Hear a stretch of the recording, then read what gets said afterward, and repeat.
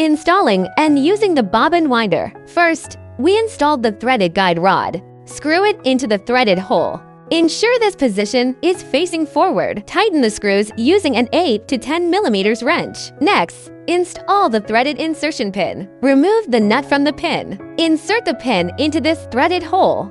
Flip the unit to access the bottom. Insert and tighten the screws. Once tightened, the installation is complete. For use, first place the spool. Thread the end through the threaded guide rod. Then pass it through this hole.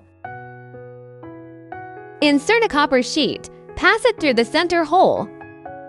Place the bobbins onto this post. Wrap the thread ends around the bobbin a few times.